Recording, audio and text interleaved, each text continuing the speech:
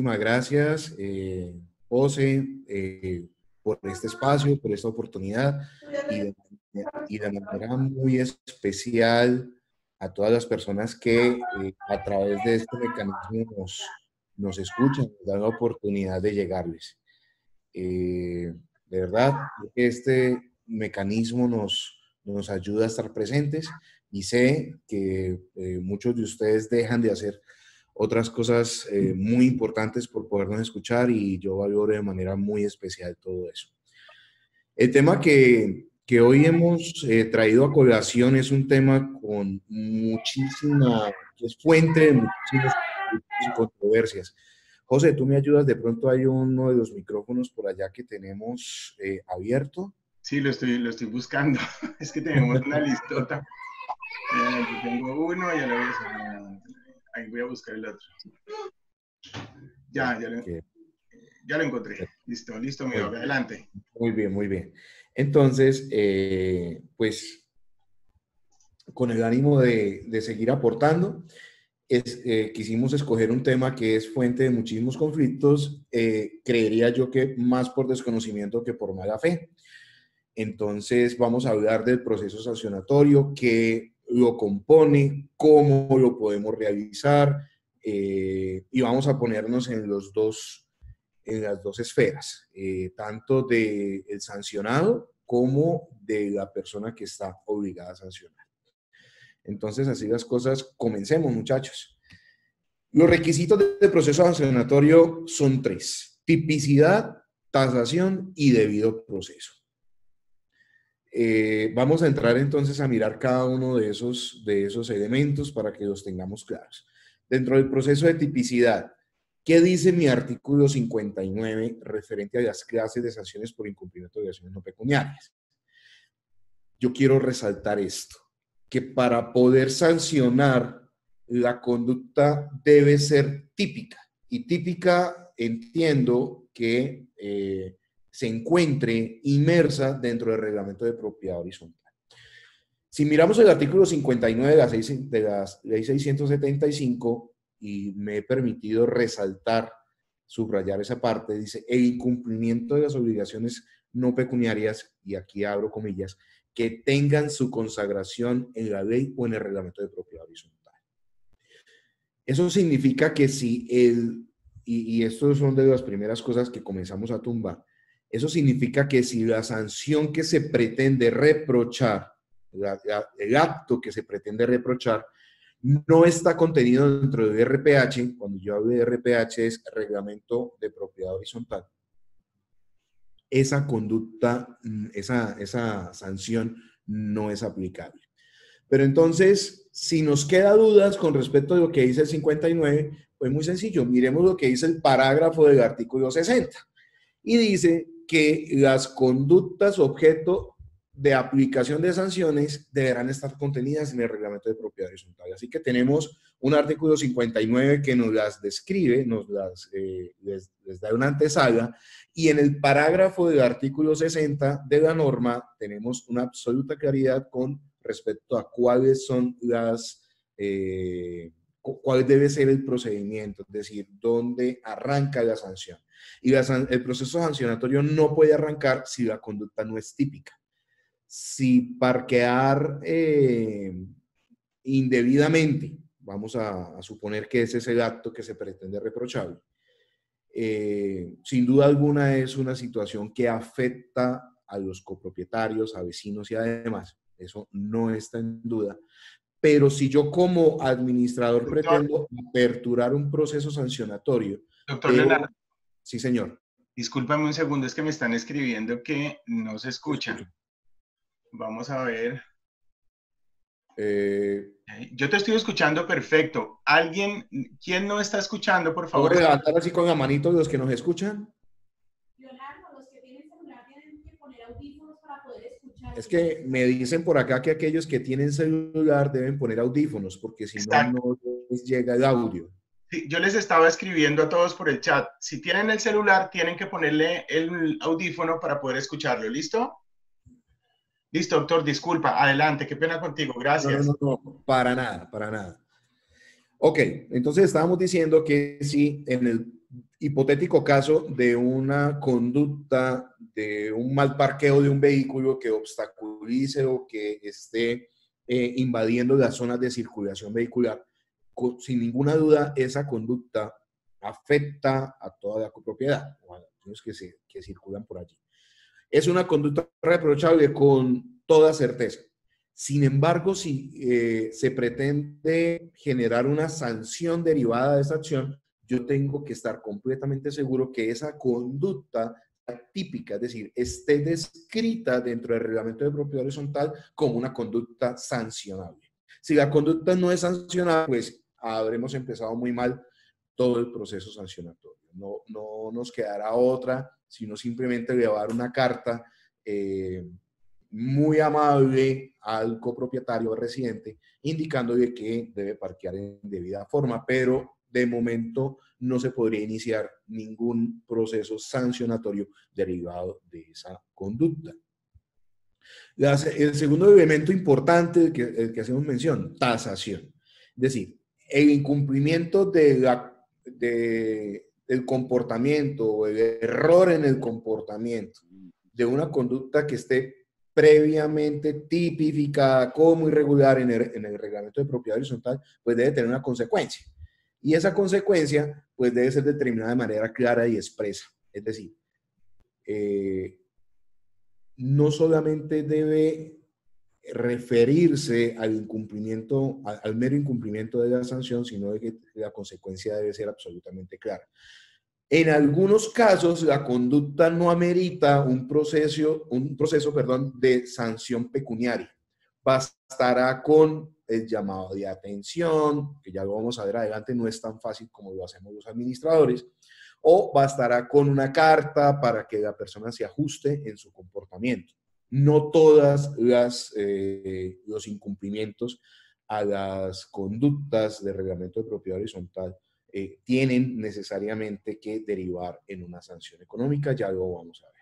Sin embargo, como elemento, esa tasación debe ser determinada de manera clara, absolutamente expresa, cómo está graduada, porque las conductas deben tener un elemento de graduación. No puede tener la misma sanción, yo voy a hacer un paréntesis aquí pequeño, no puede tener la misma sanción la persona que simplemente le llegó una serenata, vamos a poner el ejemplo, que aquel que nos tiene de serenata en serenata 3 días seguidos durante los últimos 3 meses. ¿Por qué? Porque los antecedentes de la conducta deben ser tenidos en cuenta al momento de poder generar o el máximo de la tasación o el mínimo de ella, o incluso si hay unos atenuantes de la conducta, pues tener en cuenta la posibilidad de que no necesariamente el tema tiene que terminar en una sanción económica. Sin embargo, esas tasaciones también deben existir al interior del reglamento de propiedad horizontal, es decir, no puede existir la conducta típica ausente de sanción y que ese vacío sea llenado al arbitrio o en el real saber y entender del Consejo de Administración, que vamos a ver es el único, además de la Asamblea, con capacidad para imponer sanciones. ¿Cuáles son el tipo de sanciones o las tasaciones? Las sanciones pueden ser publicación en lugares de amplia circulación. Esto es diferente a la publicación de la lista de deudores morosos, y la sentencia de la Corte Constitucional, si mal no estoy, de la C522, determina que esa publicación es válida. La suspensión de servicios no esenciales, en el ejemplo de un mal comportamiento al interior de la piscina, por ejemplo, pues podrá dentro de la sanción componerse también de una inhabilidad para el ejercicio de esos servicios no esenciales, o finalmente una sanción pecuniaria. Pero reitero, esa tasación debe ser absolutamente clara y expresa al interior del reglamento de propiedad horizontal, y una conducta típica, es decir, que exista dentro del reglamento de propiedad horizontal y que esté ausente de una tasación, no se puede llenar con el criterio de las personas que están encargadas de generar esa decisión de sanciones. El tercer elemento es el más complicado y es donde vamos a tener mayores complicaciones, y es el debido proceso. Y el debido proceso se viola cuando el administrador abrogándose unas facultades que no tiene, porque vamos a verlo más adelante, el administrador no es el encargado de imponer las sanciones. Simplemente remite la decisión tomada, muchas veces incluso tomada por él, de sancionar económicamente. Entonces, en el recibo de la administración o en una carta aparte, le llega el aviso de que ha sido multado porque la conducta no tiene lugar a discusión alguna. Ahí ya habré violado el debido proceso, pero entonces entendamos qué es el debido proceso y cómo se compone.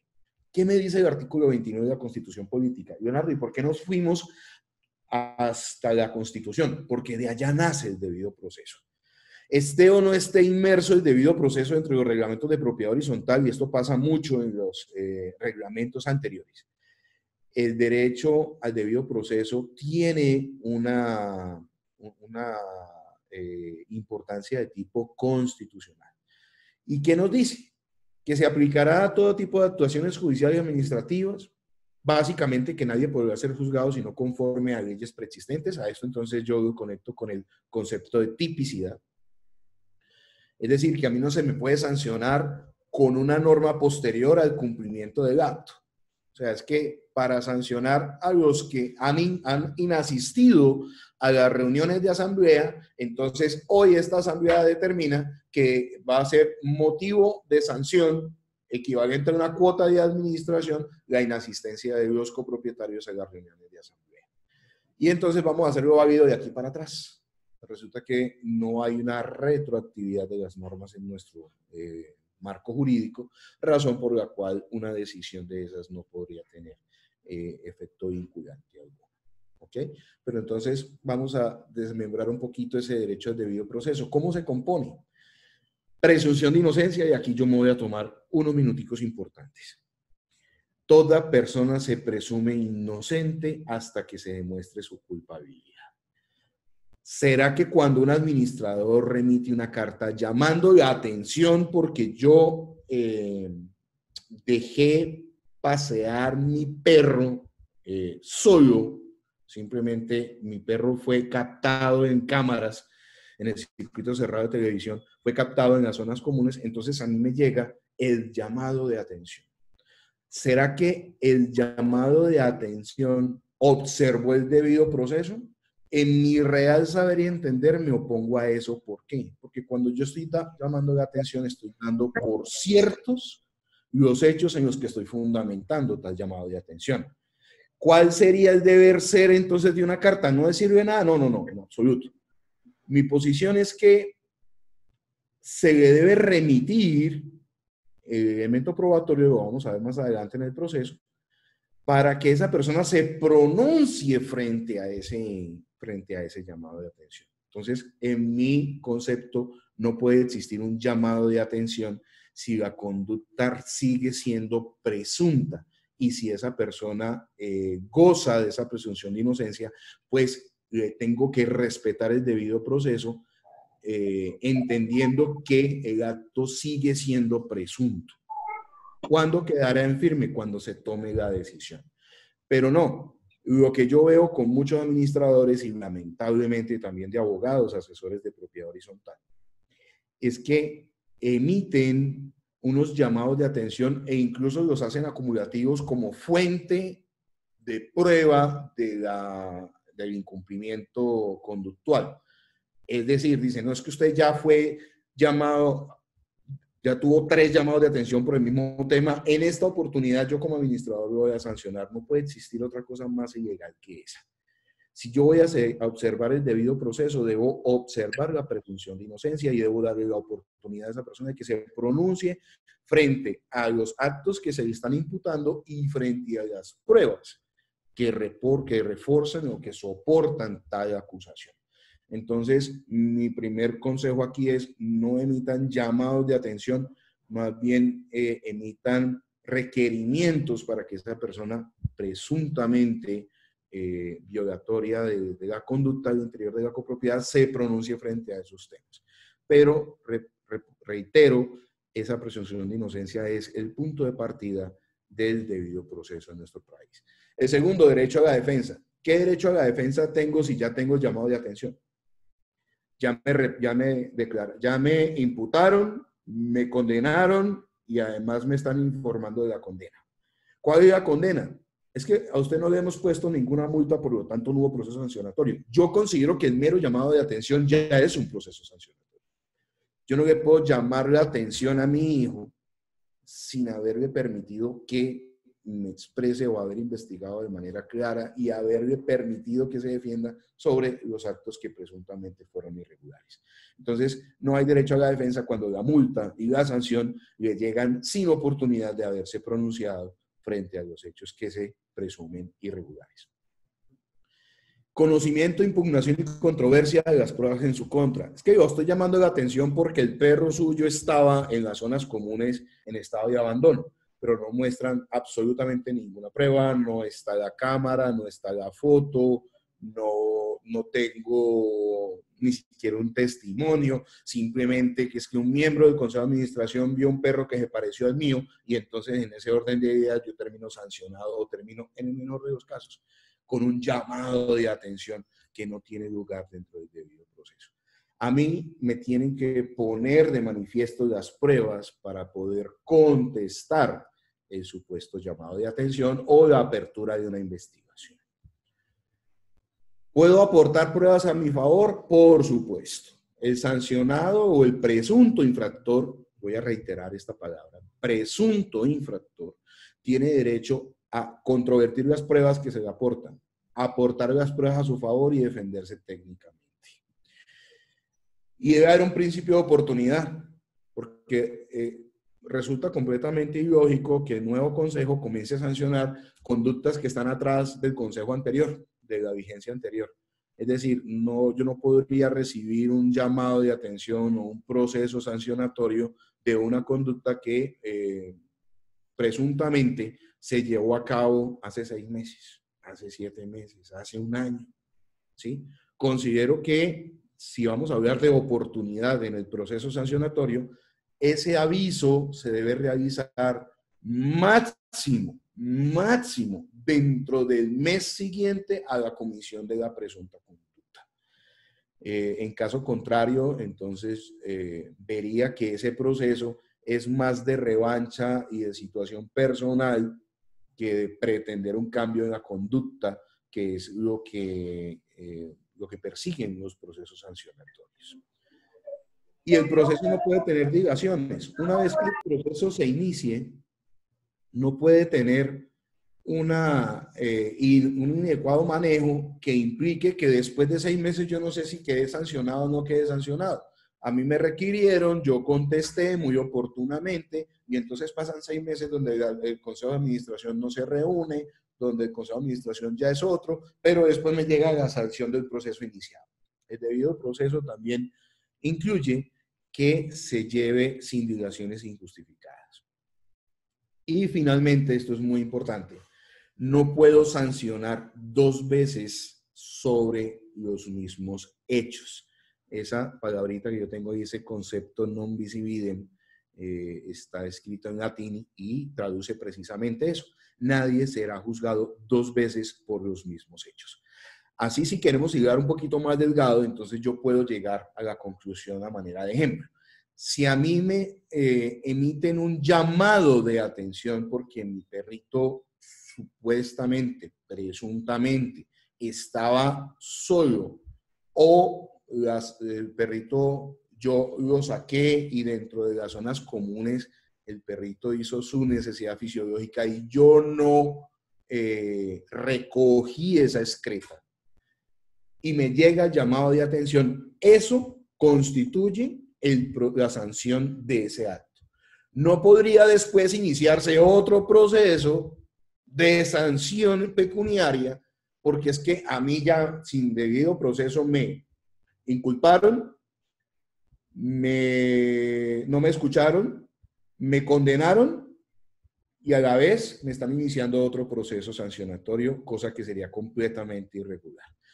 Y también se generan diversas multas sobre los mismos hechos y eso viola un principio fundamental del derecho, que es que nadie podrá ser juzgado ni condenado con base en los mismos hechos más de una sola vez. ¿Cómo es la sanción? Muy bien. El administrador recibe la queja, recibe la información sobre la falta. Generalmente esto es a partir de la empresa de vigilancia o que preste el servicio de vigilancia dentro de la propiedad. Debe investigar el caso, participar del comité, en el comité de convivencia dentro del proceso y sustanciar. Es decir, debe recabar las pruebas a favor y en contra del caso que se le ha puesto en conocimiento. El Consejo de Administración, una vez que el administrador ha sustanciado el caso, lo lleva al Consejo. El Consejo tiene la obligación de valorar las pruebas, valorar la gravedad del acto, los antecedentes, la contestación que en su momento presentó el acusado y define si es o no es procedente la sanción y cuál sanción es la que resulta procedente. Finalmente, el administrador notifica, publica y ejecuta la sanción. Y esto podrá parecer muy obvio, pero parece ser que no lo es tanto al interior de las copropiedades, porque lo que estoy evidenciando es que se le exige al administrador que reciba la queja, sustancie, recabe pruebas, sancione, publique, ejecute. Y resulta que el administrador no tiene esa función. Tenemos a consejos de administración muy dedicados a hacer lo que no tienen que hacer y no dedicados a lo que sí constituye obligaciones, ¿sí? Debo aclarar aquí algo importante. El consejo de administración es quien toma la decisión si se cumplió una de dos. El reglamento de propiedad horizontal lo faculta para ejercer esa facultad, o bien la Asamblea General de Copropietarios le ha otorgado esas facultades. Caso contrario, no.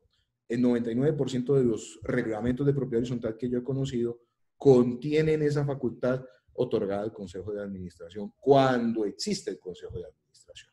Habría que mirar de manera muy sucinta que cuando no existe el Consejo de Administración, pues todas estas funciones recaen, por obvias razones, en la Asamblea General de Copropietarios. Así las cosas, entonces, reitero, el administrador sustenta, recaba la información, investiga, habla con el propietario, le da la oportunidad de que haga unos descargos iniciales. Y el Consejo de Administración valora eso y también tiene que escuchar en su momento al presunto infractor. Y es finalmente el Consejo de Administración, en el 99.9% de los casos, quien toma la determinación y el administrador, el encargado legal y estatutariamente de notificar, publicar y ejecutar esa sanción. ¿Esa decisión es impugnable? Sin duda alguna. El sancionado, no solo el propietario. La norma, aquí, digamos, esto es de mi cosecha, es de mi criterio. La norma dice que el propietario podrá impugnar. Pero ¿qué tal que el sancionado y el que cometió la conducta, la presunta conducta, no sea el propietario, sino que sea, por ejemplo, un arrendatario? En ese caso, considero yo que si le otorgo la facultad excluyente al propietario para impugnar, le estaría violando el debido proceso al sancionado. Entonces, para mí, el sancionado, además del propietario, tiene la capacidad de impugnar. ¿Ante quién se impugna? Y esto ha sido motivo de muchísimas controversias. Para mí, siguiendo el ordenamiento jurídico colombiano, al superior jerárquico. Y para mí el superior en jerarquía, después del Consejo de Administración, pues no es el administrador ni mucho menos, es la Asamblea de Copropietarios. Razón por la cual, cuando se presenta una impugnación, es la Asamblea la que tiene que resolver ese recurso. ¿En cuánto tiempo? Un mes después de la notificación. Mire que la norma aquí es absolutamente clara, dice que los procesos de impugnación tendrán un tiempo de un mes. Un mes no son 30 días hábiles, un mes es un mes calendario. ¿Contados desde cuándo? Desde el día siguiente a la cual fue notificado de tal decisión. Ahora, si es impugnada, esa sanción que decidió el Consejo de Administración queda en el efecto suspensivo. ¿Qué significa eso? Que no se podrá ejecutar hasta que resuelva la Asamblea General de Copropietarios. Si quedara en el efecto consultivo, es decir, espero que la Asamblea resuelva, pero mientras yo espero voy ejecutando, se estaría configurando un perjuicio casi que irremediable para la persona que resultó sancionada y le estaríamos violando el debido proceso. Entonces, si hay impugnación, la Asamblea tiene que resolver. Ya se decidirá si se cita para una asamblea extraordinaria, si la situación lo requiere y lo amerita, o si esperamos la siguiente asamblea ordinaria para tratar el tema, en caso en el cual yo respetuosamente solicito que no lo vayan a llevar a un tema de proposiciones y varios, sino que definan un tema ahí importante dentro del clausurado. La razón es que el tema de proposiciones de varios, generalmente cuando son asambleas grandes, canzonas extensas, es un tema que no queda resuelto. Entonces, creería que si es un tema de un recurso de impugnación, pues merece la importancia de ser incluido como punto específico dentro del orden del día de una asamblea ordinaria. Hablemos sobre los manuales de convivencia, que es fuente de diversos conflictos y para algunos abogados de propiedad horizontal parece ser que le están otorgando unas calidades que no tienen.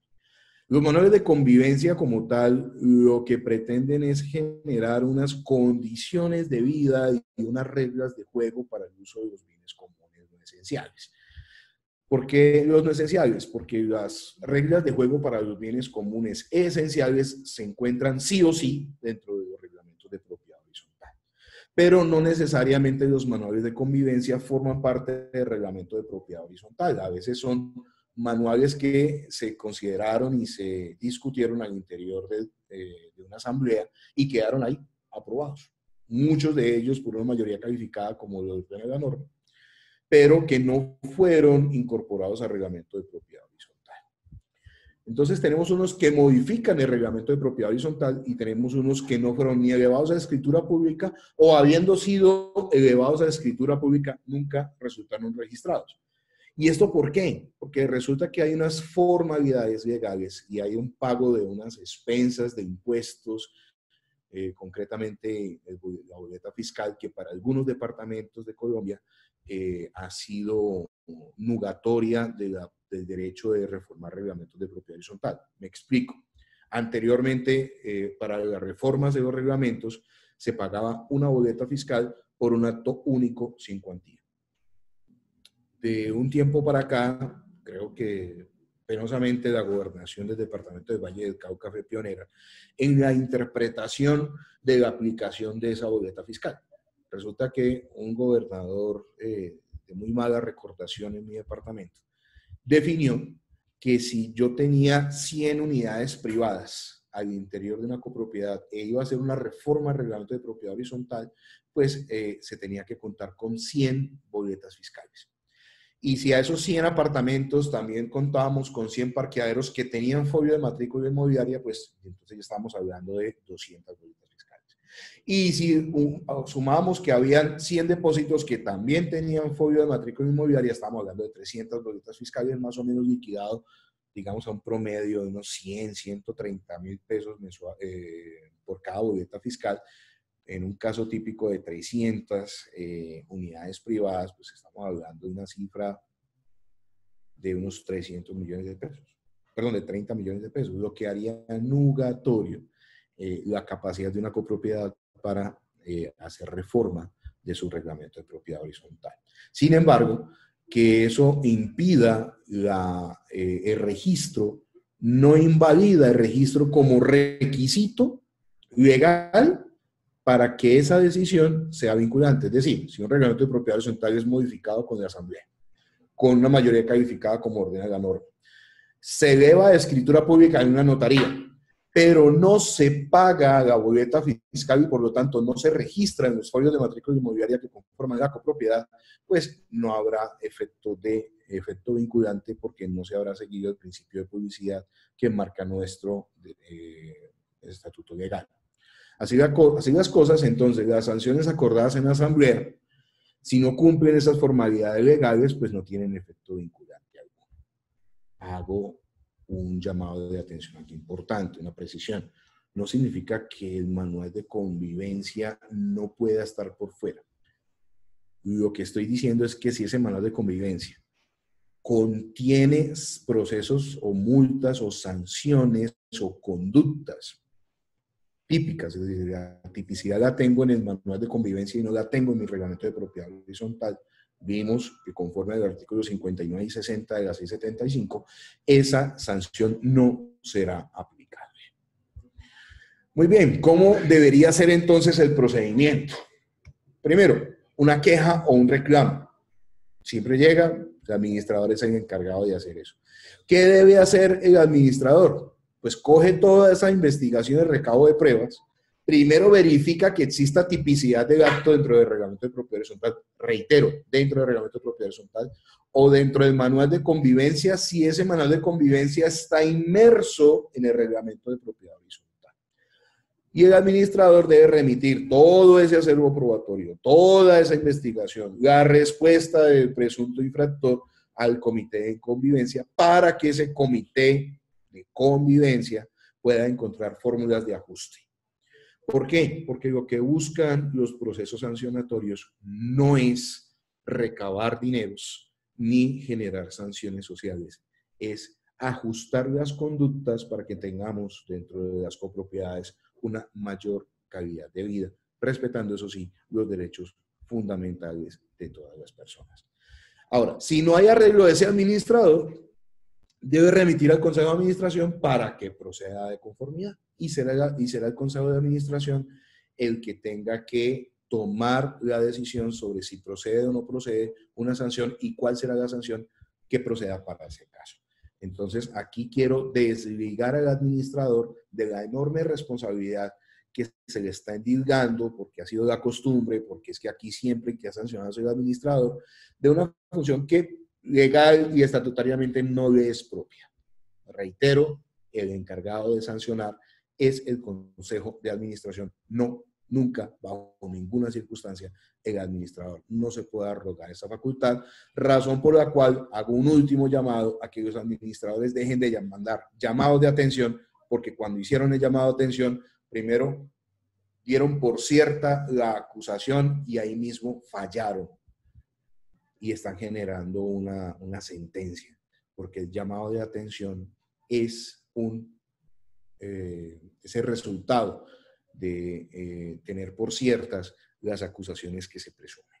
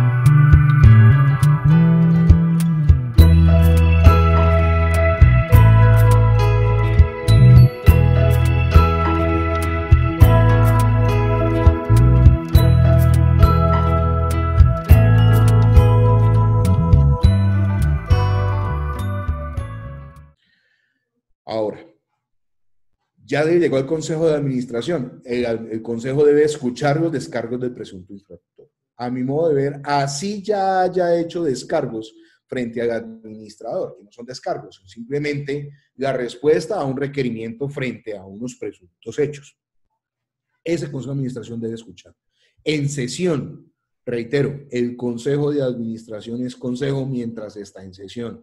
No está sesionando, no hay consejo. Por lo tanto, el presidente deja de ser presidente cuando no hay sesión del Consejo de Administración. Entonces, el presidente no es que el presunto infractor tenga que desplazarse hacia el departamento del presidente del Consejo para que el presidente decida. No funciona de esa forma. Y el Consejo de Administración debe evaluar el acto, debe evaluar las pruebas, las que tenga a favor y las que tenga en contra del presunto infractor, debe realizar la valoración del acto, si hay atenuantes, si hay agravantes, si hay antecedentes, cómo fueron los hechos, qué tan grave fueron, cómo afecta eso no solamente a la convivencia, sino cómo afecta también a todos los copropietarios. Y finalmente, evaluando todo eso, decide si procede la sanción o procede simplemente el archivo. Si decide que procede la sanción, tiene que establecer cuál es la sanción que procede. Si publicación, si llamado de atención privado, si una suspensión de los servicios de los bienes comunes no esenciales o finalmente una multa pecuniaria. Si es una sanción pecuniaria, pues deberá definir si es el menor rango, porque las multas siempre tienen que establecidas entre un mínimo y unos máximos. Entonces, si aplica el menor o aplica el mayor o se van por un valor medio. Finalmente, y hecha esa decisión, el administrador debe notificar, publicar y ejecutar esa decisión que fue debidamente motivada por el Consejo de Administración. Pero no necesariamente el cuento llega ahí. Puede ser que esa persona impugne, razón para que tengamos esa decisión en el efecto suspensivo para que esa impugnación sea resuelta por el que corresponde, que a mi modo de ver es la Asamblea General de Copropietarios. Conclusiones, muchachos, para que demos paso a las preguntas. No existe tal cosa como sanciones automáticas. Las he visto en muchísimos reglamentos de propiedad horizontal con muchísima preocupación. Que el que parquee mal tendrá una sanción automática, o sea, sin ser escuchado, sin debido proceso, sin derechos fundamentales, sin derecho a la defensa, sin derecho a poder expresar cuáles fueron las razones que me llevaron a incumplir esa disposición, o incluso si no fui yo el que la cometió. Entonces, no existen tales, las veo con muchísima frecuencia, sobre todo en las sanciones por incumplimiento de obligaciones consistentes en asistencia de asamblea. El que falte, no importa por qué faltó, tenía capacidad de emitir un poder, razón por la cual la culpa es la sanción es automática. De ninguna manera. Estaría violando el debido proceso. El ente que impone las sanciones es el Consejo, lo he dicho hasta la saciedad en el desarrollo de esta charla, o en su defecto la asamblea. ¿Cuándo decide la asamblea? Decide en primera instancia cuando no le ha facultado al Consejo de Administración o no exista. Y en segunda instancia tiene que resolver los recursos de impugnación presentados por el multado, por el sancionado. El ente que investiga y sustancia debe ser el administrador, sin duda alguna, es quien tiene capacidad de llegar a la información y de recabar las pruebas que se tengan y de recibir las pruebas que provengan de la persona que presuntamente va a ser sancionada. El debido proceso es un derecho fundamental y es tutelable. Si a mí me llega la nota de la sanción, yo tengo la capacidad de tutelar por violación al derecho fundamental del debido proceso. Entonces, tengamos mucho cuidado con las sanciones automáticas porque ese tipo de sanciones eventualmente son objeto de acciones de tutela. El Consejo no tipifica conductas, tampoco llena vacíos de tasación. He visto muchas situaciones con algunos clientes incluso que el Consejo de Administración dice, no, es que esa conducta es reprochable. Sí, señor, pero no se encuentra contenida dentro del reglamento de propiedad horizontal. No importa, la vamos a asimilar conforme a la ley porque la ley me dice que yo puedo sancionar entre 2 y 10. Ojo con esos articulitos. Ojo leyendo el 58, 59 y 60, porque resulta que eso está determinando son unos valores máximos cuando la conducta es reiterativa. Pero no significa que yo tenga un techo para 10 cuotas de administración y que yo no tenga que haber determinado previamente en el reglamento ni la tipificación ni la tasación. Vamos a suponer un ejemplo donde la tipicidad exista. La conducta estaba tasada como reprochable, o sea, estaba determinada como reprochable, pero nunca quedó la tasación, es decir, nunca se dijo cuánto costaba incumplir esa sanción. Y entonces llega el Consejo de Administración en su real saber y entender y dice, conforme a los artículos 58, 59 y 60, yo determino que vamos a sancionar con 5 cuotas de administración. Si la tasación no es expresa, no es aplicable. La sanción impuesta es impugnable en el efecto suspensivo, ya dijimos esto. Lo estoy reiterando a manera de conclusión. Si se impugna, eso no se puede ejecutar. Sanciones contempladas en los manuales de convivencia que no forman parte del reglamento de propiedad horizontal no resultan aplicables por las razones que ya expusimos. ¿El propietario es solidario con las sanciones impuestas a los tenedores a cualquier título? Sí, y esto es un punto importante sobre todo, y esto lo discuten muchísimas inmobiliarias a nivel nacional. Es que usted no puede cargar al inmueble de la multa de un proceso, que no estoy discutiendo como inmobiliaria, ustedes siguieron todo el debido proceso, hicieron las cosas como las tenían que hacer, pero eso se lo tienen que ir a cobrar al arrendatario y no lo pueden cargar al inmueble. Recordemos que las conductas de los tenedores a cualquier título son solidariamente, hacen solidariamente responsable al titular del derecho de dominio. Entonces, si no paga el arrendatario, igual se carga al inmueble. Y el siguiente pago será aplicado, imputado de preferencia para la cancelación de la multa respectiva y que se encuentre firme.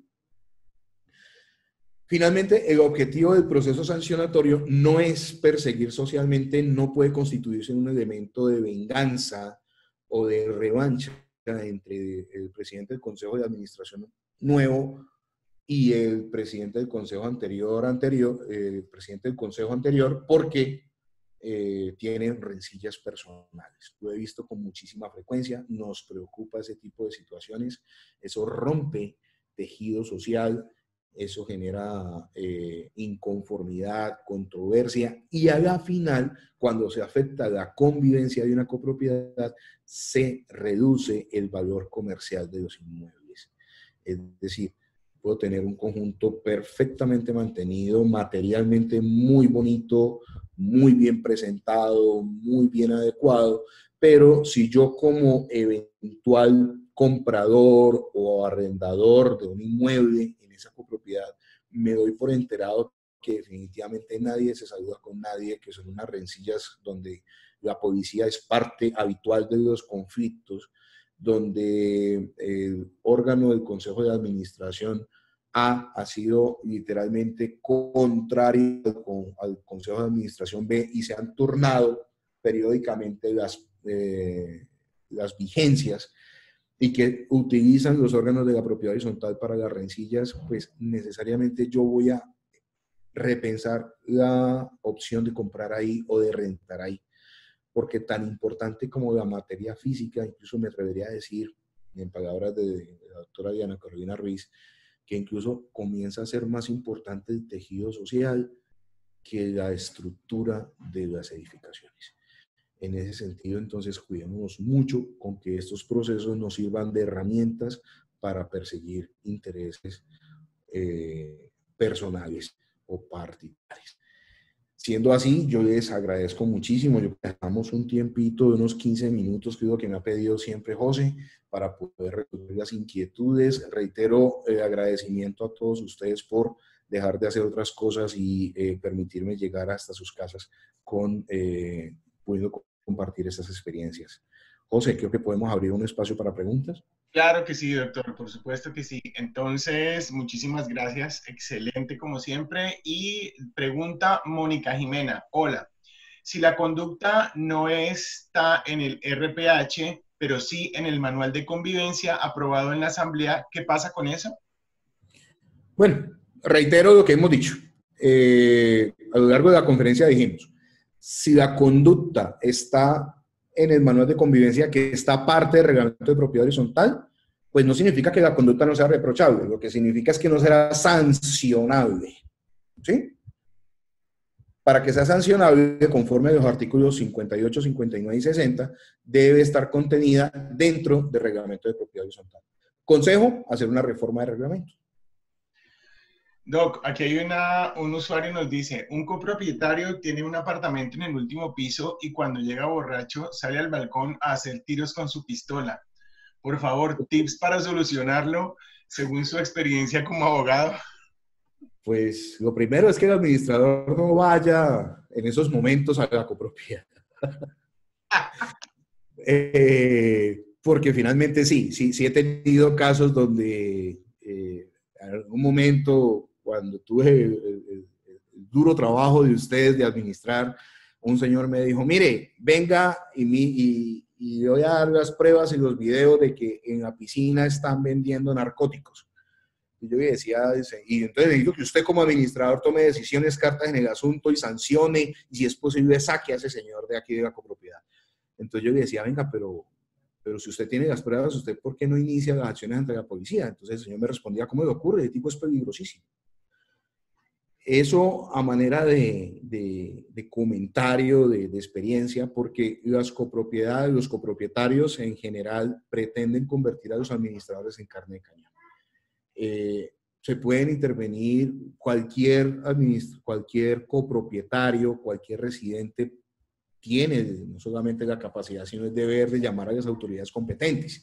Si el señor está haciendo una demostración de armas de manera pública, y yo diría que si yo lo puedo ver desde afuera es una demostración pública, eso podría incluso ocasionarle el retiro del salvoconducto, ojalá lo tenga, o acciones penales por un porte ilegal de armas. Entonces, mi consejo ahí es, primero, no se aparezca en esos momentos, y segundo, inicie el proceso llamando la atención y haciendo partícipe de las autoridades. Me imagino que dentro del reglamento de propiedad horizontal no estará una sanción por hacer disparos al aire, pero como esto es un tema de mayor magnitud, considero que puede ser atendido perfectamente por las autoridades competentes, por la policía o la Fiscalía General de la Nación.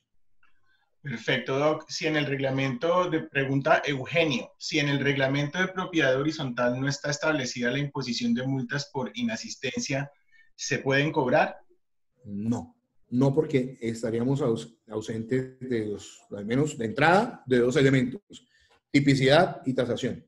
Si la conducta no está tipificada dentro del reglamento de propiedad horizontal, no puede constituirse como una conducta sancionable, ¿sí? Entiendo que todo el mundo pretende que se alleguen que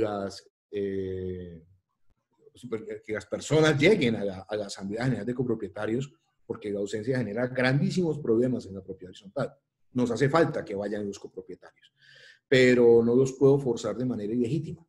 Entonces, si esa conducta no existe dentro del reglamento de propiedad horizontal, pues es una conducta que no es sancionable. Ok, Vanessa Romero nos pregunta, ¿cómo hacemos cuando el reglamento tiene un proceso un poco más largo para la imposición, pero el manual de convivencia lo pone directo? Ya dijimos que cuando yo escucho el directo, estoy haciendo similitud a sanciones automáticas. Entre el manual de convivencia y el reglamento de propiedad horizontal, pues prima el reglamento de propiedad horizontal, hay que seguir el procedimiento que determina el RPH. Ok, Melissa, entonces el procedimiento sería ¿cuál? ¿Podría ser primero el requerimiento, luego esperar la respuesta al requerimiento? Y si estos son aportados, ¿quiénes son los encargados de valorar las pruebas aportadas? El Consejo de Administración, si tiene la facultad para hacerlo. Si no la tiene, tienes que remitir esto a la Asamblea. Ok. Bueno, aquí. Muy interesante. Permítame un momento.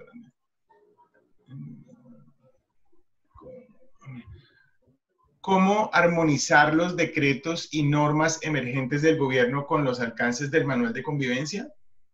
¿Cómo que, perdón, José? Te me fuiste un momentico. Tranquilo. ¿Cómo armonizar los decretos y normas emergentes del gobierno con los alcances del manual de convivencia? Pues el camino es hacer un muy buen manual de convivencia que se puede hacer a través de asamblea, actualizando todos los requerimientos y elevando esa decisión de asamblea a una escritura pública, registrándola, pagando la boleta fiscal y haciendo registro de instrumentos públicos para que sea reformatoria del reglamento de propiedad horizontal. Cuando yo cojo una decisión de asamblea y reformo el reglamento, le hago parte del reglamento de propiedad horizontal, que es lo que da 675 me ordena en los artículos 58, 59 y 60. Entonces lo que hay que hacer es una reforma muy bien pensada, ojalá, y si van a pagar el enorme costo que en algunos casos supone hacer una reforma al reglamento de propiedad horizontal, eventualmente supone grandes costos, pues hacer una revisión completa de todo el reglamento de propiedad horizontal, porque usted va a gastar lo mismo en materia de impuestos y derechos notariales si hace una reformita solamente para el manual, para el proceso sancionatorio, que si usted revisa todo su reglamento de propiedad horizontal. Entonces yo recomendaría revisar completamente el reglamento, ya que se van a meter en el gasto, y hacer todo el proceso como la ley ordena. Ya con eso, entonces ya tendrías efecto vinculante y tendrías una herramienta para poder sancionar. Yo quiero aprovechar antes de la siguiente pregunta hacer una precisión. Yo no me opongo a los procesos sancionatorios. Como exadministrador de propiedad horizontal y hoy asesor de ustedes, los participantes y los administradores, que es el eje central de la administración de propiedad horizontal, entiendo que la sanción es una herramienta indispensable para generar convivencia. Lo entiendo. Lo que estoy tratando de explicar hoy es que ese proceso debe llevar una forma de vida. Y la forma de vida es lo que me indica la ley y la constitución política. Entonces, muy con el afán de generar un muy buen comportamiento. Entonces, yo quiero ejemplarizar algunas conductas que son reprochables, que son indeseadas por parte de algunos residentes, pero no puedo violar el debido proceso como derecho fundamental. La idea es que sí se sancione, por supuesto que sí, pero que esa sanción no se nos caiga el día de mañana, porque el efecto dominó que genera una decisión judicial tumbando una sanción es enormemente regresiva y contraproducente para la copropiedad que pretendió organizar. Doc, pregunta Eugenio, ¿cómo se inicia un proceso de cobro de expensas si solo existe como reglamento de propiedad horizontal la ley 675? De las expensas es diferente a lo que estamos hablando ahora, pero es muy sencillo. Tú miras el artículo 48 y en el artículo 48 dice que el título para cobrar expensas comunes vencidas, atrasadas, es el certificado que emita el administrador.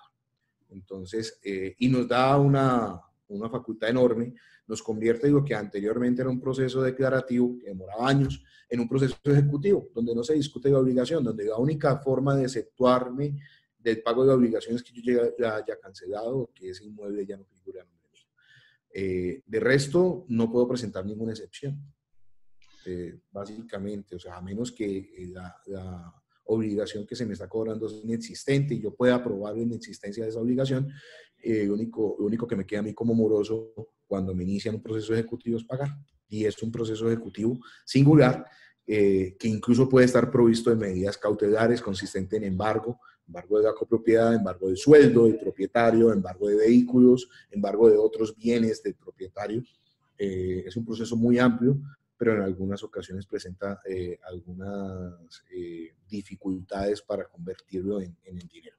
La mejor idea es brindar un buen servicio, concientizar a la gente que al pagar administración no está regalando la plata ni que eso es un gasto, que eso es un costo de mantenimiento para que mi unidad privada se valorice mes a mes.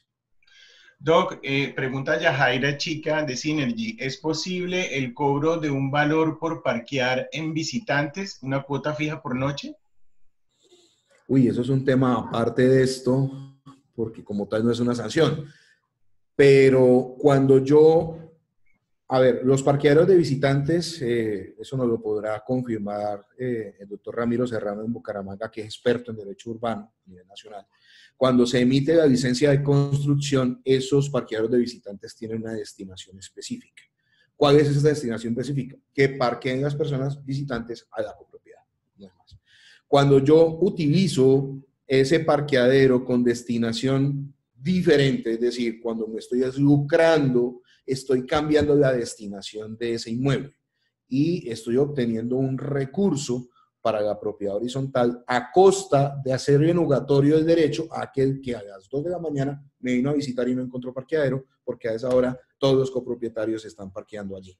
Yo diría que hay que respetar la licencia de construcción, los parámetros urbanísticos sobre las cuales fue fundada esa licencia y buscar que la copropiedad tenga otros mecanismos para apalancar sus cuotas de administración. Doc, una conducta, pregunta Dubis, ¿una conducta tipificada en contra de la moral y las buenas costumbres puede ser sancionada si no está exactamente descrita en el RPH? Ejemplo, desnudarse en las zonas comunes. Pregunta interesante. Si no está tipificada, pues es una conducta reprochable, pero no es sancionable. ¿Sí?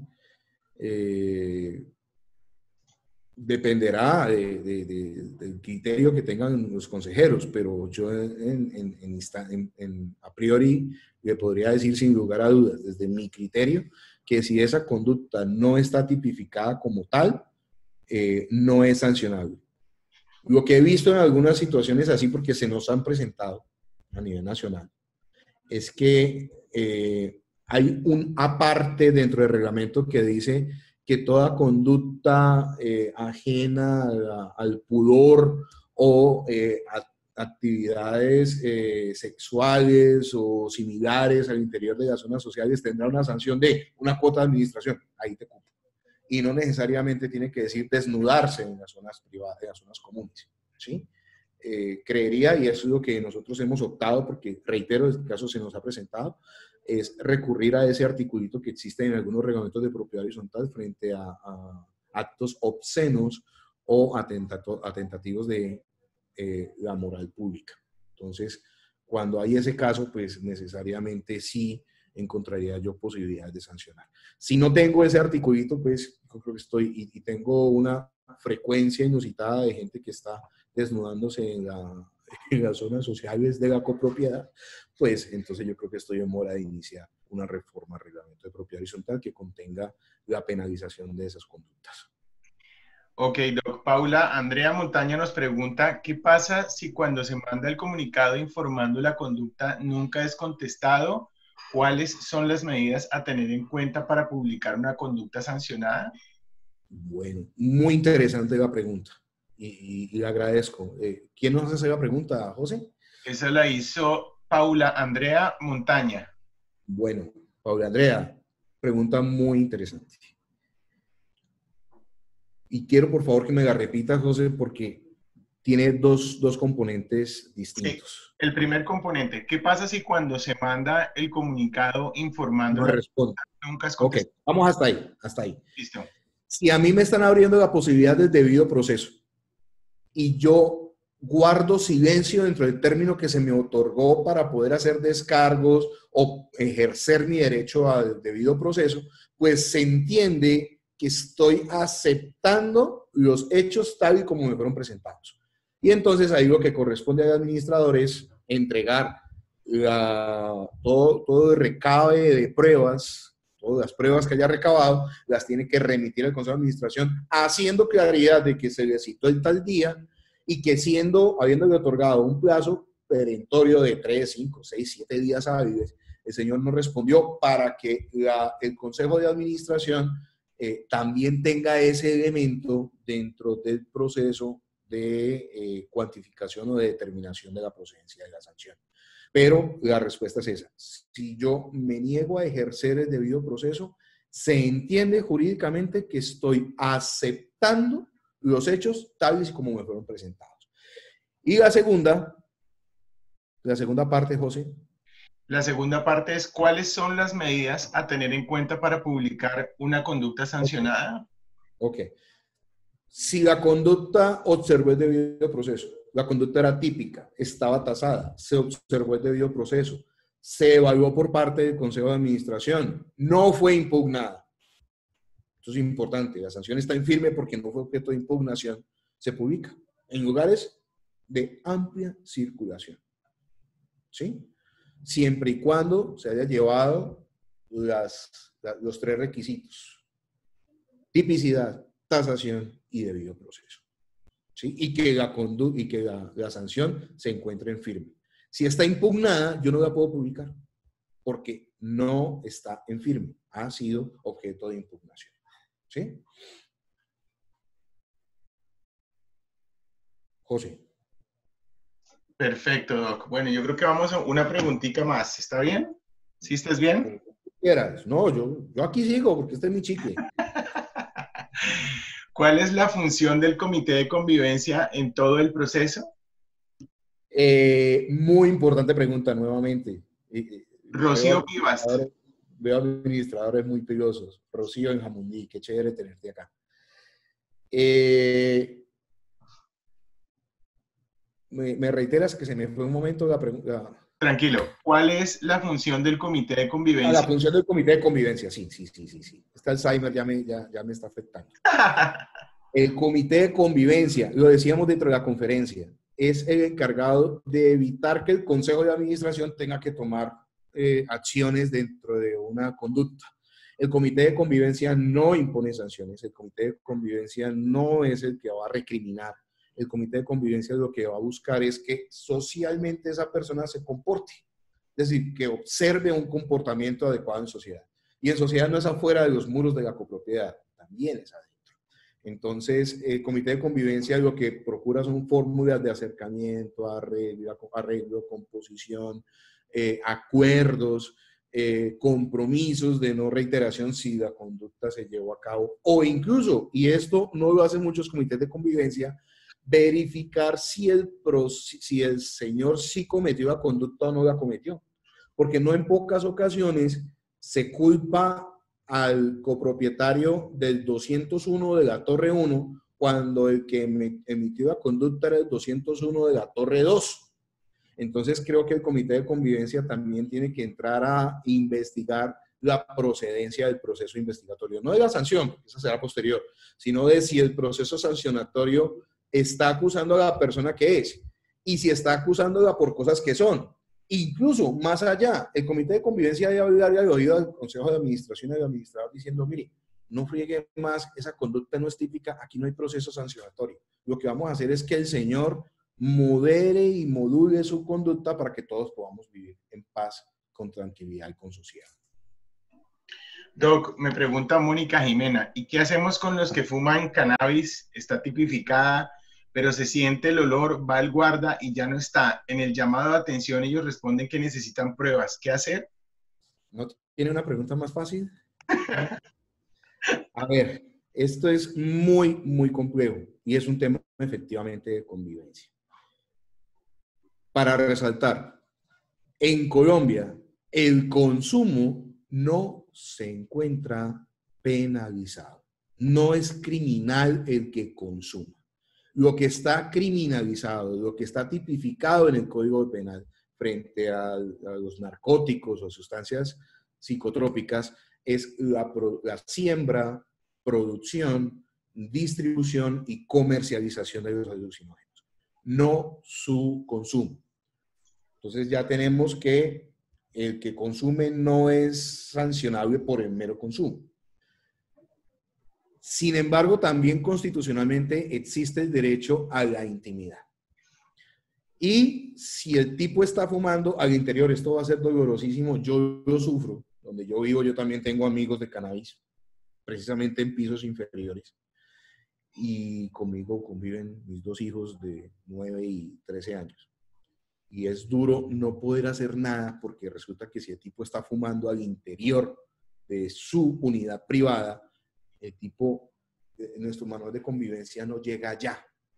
Ahora, yo puedo exigir que el señor dueño del cannabis se huela toda su cannabis y que el olor a marihuana o a creepy no me llegue a mi apartamento, sin duda alguna.